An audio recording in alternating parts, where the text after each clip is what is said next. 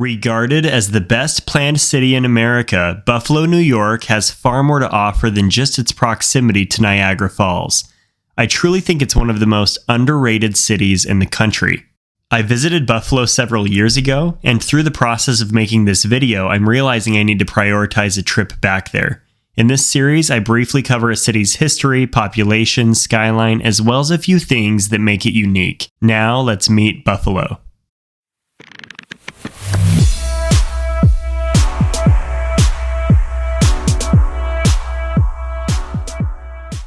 I always like to start by exploring how a city wound up being where it is today.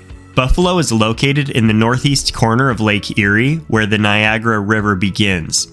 The area had long been within the territory of the Iroquois Nation, and in 1758, a French trading post was established there. The following year, the trading post was destroyed by the British, and a couple decades later, the British settled Seneca refugees in the area of what is now Buffalo. In 1793, the Seneca tribe sold the land along the lake as part of the Holland Land Purchase, and a town was laid out in 1803.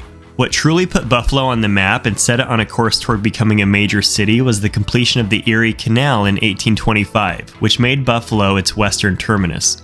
The significance of the Erie Canal cannot be overstated because it connected the Great Lakes and Western waterways to the Atlantic Ocean, allowing for quicker and easier trade and immigration.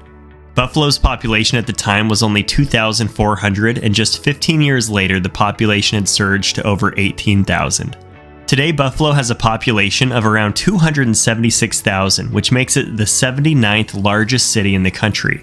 I tend to think metro population is a better indicator of a city's true size, and Buffalo has a metro population of around 1,161,000.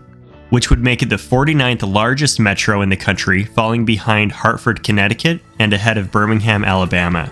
Some of the most recognizable companies headquartered in Buffalo include M&T Bank, New Era Cap, and Delaware North.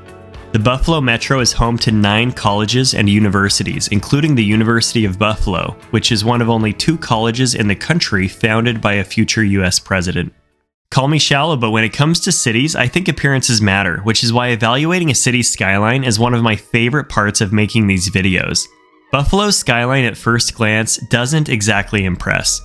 Its buildings don't come together in a picturesque way when looking at the whole skyline. However, some of the buildings when looked at individually are quite beautiful, which I'll talk more about in a minute. If you took the average height of Buffalo's tallest 5 buildings, it would be ranked as the 51st tallest skyline in the country, just short of Omaha, Nebraska, and just taller than Newark, New Jersey. The tallest building in the city is the Seneca 1 Tower at 529 feet. Although it's not the tallest building in the city, the most impressive building in the skyline is the Buffalo City Hall. I love the look of this large and imposing building, which is considered an Art Deco masterpiece. In previous videos, I've mentioned that I love Art Deco architecture, which has led to many comments asking that I make a video on Buffalo because of this building specifically. It's one of the largest municipal buildings in the country. One of the most notable aspects of the interior is the incredible skylight in the Common Council chamber. You can also go to an observation deck at the top of the City Hall, which is something I always appreciate. If I were to make a ranking of my favorite city halls in the country, this would probably be second only to the Philadelphia City Hall. Now, the Buffalo City Hall is just one of many architectural masterpieces in the city. Buffalo has 80 buildings listed on the National Register of Historic Places, and this year, Architecture Digest listed Buffalo as one of the top cities in the world to visit for architecture. Some of Buffalo's other unique buildings for architecture include the Guarantee Building, which was one of the first steel-supported structures in the world, making it one of the first skyscrapers in the world. The Ellicott Square Building, which was the largest office building in the world when it was completed in 1896. The Richardson Olmsted Campus, which was originally designed to be an insane asylum that provided pleasing surroundings. The Rand Building, which is considered to be part of the inspiration for the Empire State Building. The Buffalo Savings Bank, which has a large 23-foot tall gold-leafed dome. The Electric Tower, which is my second favorite building in the skyline. And Buffalo is home to more buildings designed by Frank Lloyd Wright than any city in the country other than Chicago. One of those buildings is his famous Martin House. He described this prairie house as a domestic symphony. On top of having some of the best architecture, Buffalo has been referred to as the best designed city in the country. One reason for that is because Buffalo has a unique radial grid street system similar to that in Washington, D.C. The other reason it's considered such a well-designed city is because of its incredible park system. Buffalo's park system was designed by Frederick Law Olmsted, who had previously designed Central Park and is known as the father of landscape architecture in the US. Buffalo's park system is actually the oldest coordinated park system with 6 connected parks. The largest of these parks is Delaware Park at 350 acres.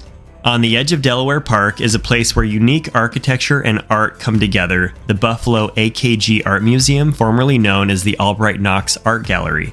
The museum has around 400 pieces of modern and contemporary art. It's the 6th oldest public art institution in the country and recently reopened after going through some major renovations.